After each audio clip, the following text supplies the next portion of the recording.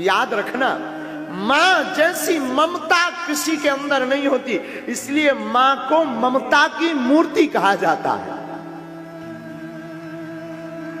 मां की कोई क्षमता नहीं, मां की ममता की कोई समता नहीं होती।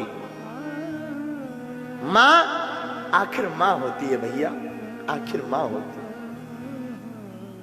इसलिए हम निवेदन करेंगे, आज की कथा में जितनी बहनें बैठी हैं, मेरे भैया जितने बैठे हैं, भैया बेटा आप दुनिया को दुखी कर देना, पर स्वप्न में भी अपने मां और बाप को दुखी मत करना।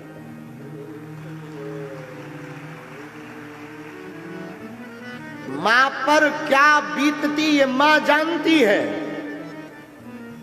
पूछना कभी मां के ऊपर विचार करना है आप कभी ममता पर। खुद गीले में सो जाएगी पर बच्चों को सूखे में सुलाएगी, खुद भूखी रह जाएगी लेकिन अपनी बेटी को, अपने बेटा को बढ़िया भोजन कराएगी।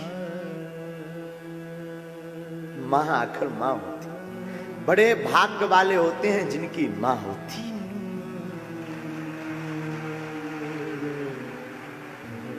मां कोई साधारण मूर्ति नहीं, मां भैया इस धरती के माता पिता भगवान हैं। मां का लाड़ किसी को नहीं मिल सकता, जिसको मिलता है ना उससे पूछो मां क्या होती है। इसलिए मेरे पागलों, मेरी व्यासपीठ से प्रार्थना है, तुम सबको दुखी करना, कथा में आना या मत आना, पर कथा में एक बात आज लेकर जाना, अपनी मां और अपने बाप को मत सताना। सबसे बड़ी पूजा यही है, सबसे बड़ी कथा यही है। बेटा गाली बक दे, उठ पटांग बोल दे, बेटी गाली बक दे, गलत चल दे, पिता नाराज हो जाएगा, पिता बात नहीं करेगा, लेकिन मां चुपके से भोजन दे देगी। ले तू खा, तू चिंता मत कर, हम तेरे पिता को समझाएंगे,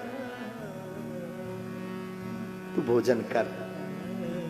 मां कोई साधारण नहीं, मां इस धरती की ईश्वर है। और हम लोग इतने मूर्खता कर देते, कई बार अनेक बेटा और बेटी इतनी मूर्खता कर देते कि उसी मां का हृदय दुखा देते।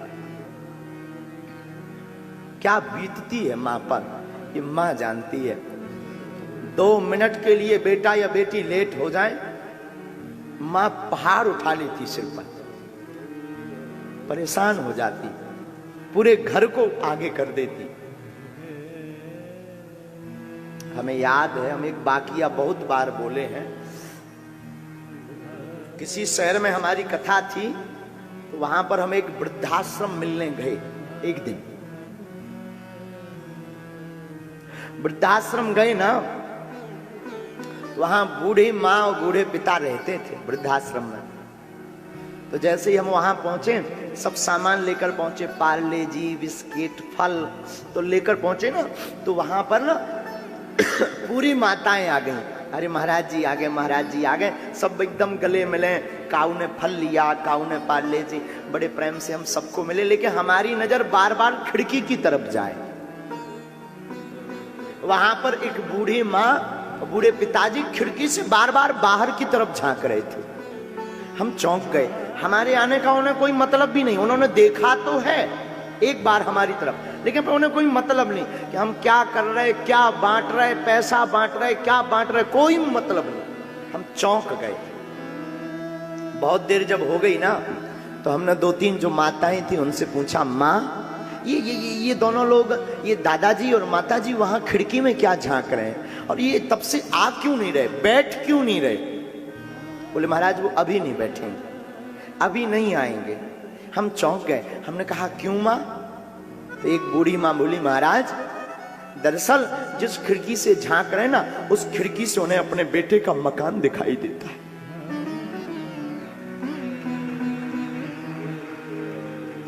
और उनको नाती को देखने की आदत है।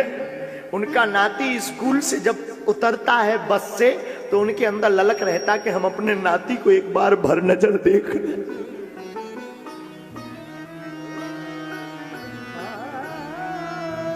हमारा हृदय पसीज गया। हृदय पसीज गया भैया। हमारी प्रार्थना है तुम हमको मानना या ना मानना, आज से ही तुम हमको अनफॉलो करना शुरू कर देना, आज से ही तुम कथा में आना बंद कर देना, लेकिन तुम्हें सौगंध है भूल कर भी अपने माँ बाप की अवहेलना मत करना प्यारे।